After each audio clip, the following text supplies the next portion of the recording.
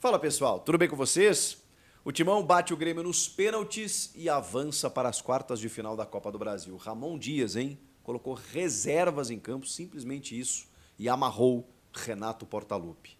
Sim, foi isso que aconteceu e a gente precisa falar muito sobre esse jogo. O goleiro Hugo Souza, hein? Decisivo, um paredão e subindo degraus na idolatria da torcida do Corinthians. Chega mais, eu sou o Chico Garcia, inscreva-se no canal e vamos juntos!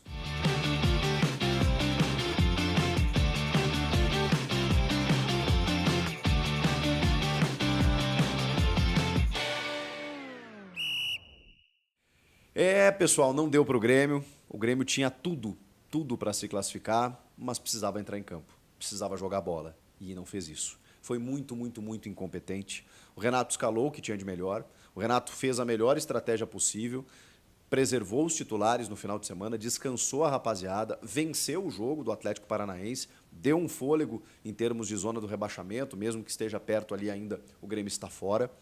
E se voltou para esse confronto decisivo contra o Corinthians pela Copa do Brasil. Jogo no Couto Pereira, gramado ótimo, tudo certo, torcida presente, corintianos também, o jogo no Paraná, torcedores do Corinthians infiltrados, ocupando todo o seu espaço destinado, os gremistas também comprando e esgotando cerca de 20 mil ingressos. Foi onde deu para fazer o jogo, né? O Grêmio volta para a sua arena no dia 17 de agosto. Então, esse jogo, num estádio em que o Grêmio também conseguiu a sua classificação na fase de grupos da Libertadores, que nos acolheu muito bem, o Grêmio tinha tudo. Tinha tudo. E no banco de reservas, Diego Costa, para entrar a qualquer momento, o próprio Miguel Monsalve, que jogou muito bem no final de semana, mais estofo, digamos assim, de time, linha de 3, ou seja, um resguardo defensivo, Soteldo, Pavon, Cristaldo, Vila Sante, todo mundo. E aí você vai ver a escalação do Corinthians. E provavelmente muitos corintianos se arrepiaram ao ver Rodrigo Garro no banco, uma linha de 3 zagueiros com Kaká, Félix Torres e Gustavo Henrique, com o André Ramalho também no banco, Mateuzinho e Matheus Bidu nas laterais, meio de campo com o Rian, Charles, Igor Coronado e um ataque com Pedro Henrique e Romero. Esse foi o time do Ramon Dias. Cara, titular ali, Félix Torres, Hugo e Romero. O Rian vinha jogando, o Coronado também, mas não são titulares absolutos. Que coisa, hein? Desta feita, o Ramon colocou o time para jogar contra o Grêmio. E aí eu pensei comigo e falei, que gênio, que gênio.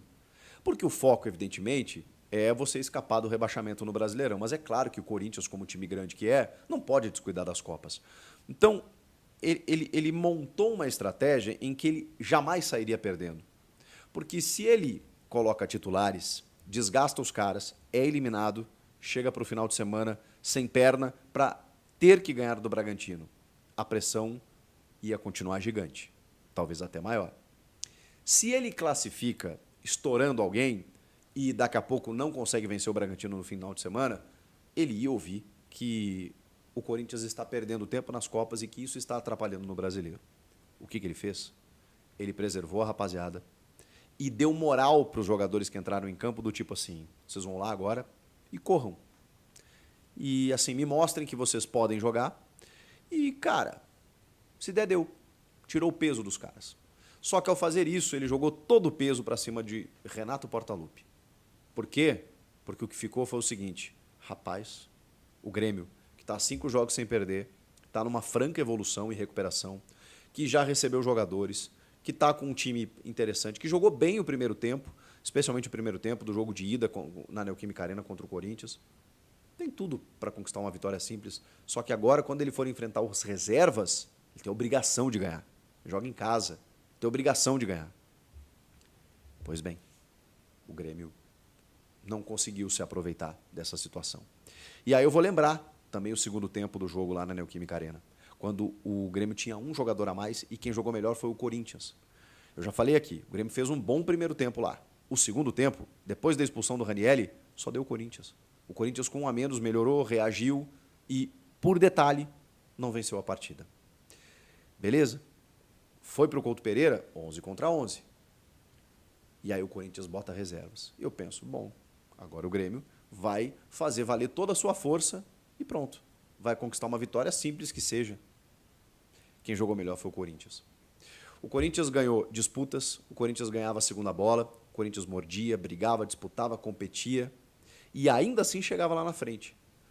Ainda com muita dificuldade, né? Falta qualidade em alguns aspectos, o Corinthians tem uma dificuldade, às vezes cria, mas não consegue finalizar. E jogou melhor que o Grêmio. Eu preciso dizer isso, jogou melhor do que o Grêmio. Nos primeiros minutos já dava para perceber que o Grêmio estava numa intensidade abaixo, numa rotação abaixo, e eu não estou com isso aqui, eu estou analisando o jogo sob dois primas, como sempre. Especialmente para a galera gremista que me segue, vocês sabem que eu torço para o Grêmio, e tenho assim, uma análise voltada para o Grêmio também. Não estou desmerecendo aqui o empate, a forma como o Corinthians jogou, ao dizer isso em relação ao Grêmio. Isso é uma crítica direta ao Grêmio, que se o Grêmio tivesse sido mais competente, a história poderia ter sido outra. Poderia ser a mesma também, tá? Não tiro isso. Mas o Grêmio nem tentou. O Grêmio nem se esforçou. Ah, Chico, mas teve uma chegadinha ou outra, teve defesas do Hugo Souza. Bom, era só o que faltava, né? O Grêmio como mandante, precisando ganhar o jogo, não provocar o goleiro adversário. E teve realmente o Soteldo, o Pavon, uma chegadinha ou outra, tá? Porque o Marquezinho também trabalhou, tanto quanto o Hugo. E aí, quando eu comecei a ver o Corinthians também chegando, aí eu pensei, caramba, o jogo tá igual. Igual contra os reservas. Acabei de citar aqui o time inteiro. Um time que provavelmente nunca jogou junto. Deve ter feito um treinamento que seja. E os caras estão lá, compactados, organizados, buscando o ataque e se defendendo muito bem. O Corinthians jogou bem. O Corinthians ganhava as disputas. E o Grêmio tentando se encontrar. Não fosse o Vila Sante, que é o único que eu salvo, que correu por todo mundo, que pisou na área, que voltou, que buscava, que antecipava, que tentava armar o jogo. O resto muito abaixo. Carbajo, Cristaldo, não apareceram. O Soteldo, eu acho que fez a sua parte enquanto teve perna. Depois ele não aguentou mais, porque o sistema defensivo do Corinthians também foi muito eficiente. O Kaká fez um grande jogo, Gustavo Henrique fez um grande jogo, e até o Félix Torres eu vou dizer para vocês que foi bem, tá? Não me batam. Meio de campo, que partida do Charles. Rian, Charles e Coronado. Charles foi um monstro no meio campo. O Rian também foi bem, e o Coronado, enquanto teve, né, disposição, também conseguiu distribuir um pouco o jogo, mas eu ficava pensando, caramba, cadê o Rodrigo Garro? O Ramon Dias está brincando com a sorte. Só que eu olhava para o jogo e falava assim, caramba, o Grêmio não vai fazer nada. O Grêmio não fez nada para incomodar o Corinthians, para agredir o Corinthians, para, sei lá, enfiar 1, 2, 3 e o Ramon tem que pensar assim. Não era o cenário do jogo, tá? Estou falando numa utopia aqui. O Ramon pensar assim, caramba, vou ter que alçar a mão aqui de titulares, vou ter que tentar alguma coisa, porque, né, o Grêmio tá fazendo valer a sua supremacia. E não fez. E não teve supremacia. Quem jogou melhor foi o Corinthians. O Corinthians melhorou, ganhar nos 90. O Corinthians teve algumas chegadas muito perigosas. Um chute do Kaká espetacular, que o Marquezinho faz uma defesa absurda. Uma cabeçada que acho que é do Romero, que a bola passa isso aqui da trave. Ou do Pedro Henrique. Uma chegada no início do Pedro Henrique também, que o Marquezinho faz uma defesa. Cara, o Corinthians chegou. Chegou para poder vencer. E aí, quando entra o Rodrigo Garro, faltando minutos para terminar o jogo, para bater penalidades, eu imagino que nem precisou, ele coloca o Garro no jogo quando está nos acréscimos, está terminando o jogo. Do tipo assim, vai lá.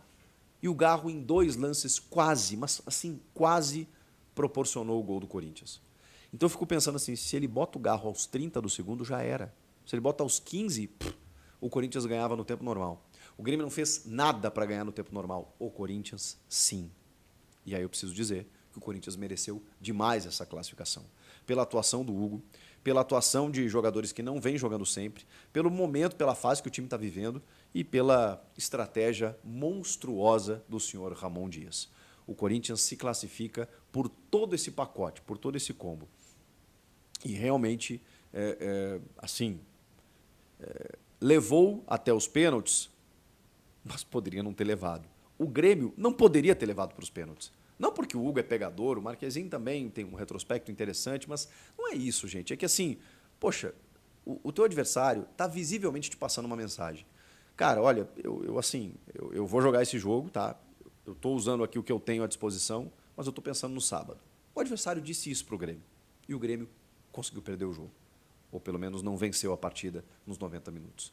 Aí entra em campo o Renato, né? A responsabilidade do Renato. Porque no primeiro tempo já dava para perceber que estava ruim, tá?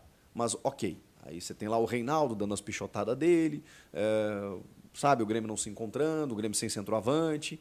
E aí você pensa assim, tá bom, vamos esperar o intervalo, porque aí pelo menos o Renato vai enxergar o que está acontecendo e vai tentar fazer alguma troca. Vem o intervalo e não tem troca. 10 minutos e não tem troca. 15 minutos, vem o Diego Costa. E aí ele até tem uma medida acertada, na minha opinião, que é tirar o Kahneman, que já tinha amarelo, já era para ter tomado uns outros 40 amarelos no jogo, tira o Kahneman, desfaz o sistema de 3 zagueiros, coloca o Diego Costa, não tira o Pavon, que eu achei lindo, porque ele sempre sacrifica o Pavon para botar, e para botar o Diego Costa não seria diferente, mas não, ele tira o Kahneman, que está amarelado, desfaz o sistema, vai para cima, coloca um centroavante com 2 pontas abertos pelos lados, o Soteldo e o Pavon. Eu falei, bom, agora a gente vai para cima, mas demorou, tá? Demorou, mas ok, 15 minutos dá tempo ainda. O Diego não tocou no caroço. O Diego não conseguiu jogar, tá voltando de lesão depois de um longo tempo e tudo mais, mas ele pouco foi acionado. Quando foi, ficou brigando com os zagueiros lá e depois deu uma chegada muito forte, erguendo o pé no goleiro Hugo, que fatalmente ali era o lance para cartão amarelo. O árbitro fez vista grossa, deixou passar. Ele já tinha um amarelo por reclamação, se engalfinhou com o Gustavo Henrique e ali seria expulso. Não ajudou muito, assim, né? Quando eu fiquei olhando, pô, o Diego Costa tá no banco de reservas e tal, mas não foi o suficiente para a gente poder agredir o gol do Hugo. Não tem uma finalização, não tem uma bola limpa também, ele não recebeu o Diego Costa. O Soteldo continuou fazendo as suas investidas, mas muito bem marcado. A proteção do Corinthians foi muito eficiente. O Pavon lá pelo outro lado também da mesma maneira. E aí só nos restaram os pênaltis. E aí o Renato começou a fazer algumas trocas, colocando alguns batedores, entre eles Edenilson, que realmente no Internacional era um exímio batedor. Eu lembro dele, pô, ele não perdia penalidade, cobrava com muita categoria, alto, normalmente no ângulo, no canto e tudo mais. O Edenilson foi para a bola e isolou. E aí eu pensei, tá bom, erramos o primeiro, mas se o Marquezinho defender, ainda estamos no páreo. Aí o Corinthians converte o primeiro, converte o segundo, aí vem o Grêmio de novo e o Cristaldo para no Hugo, Hugo defende. Aí eu falei, bom, agora eu acho que já era, né? Foi-se o boi com a corda pro brejo e já era, não temos muito mais o que fazer.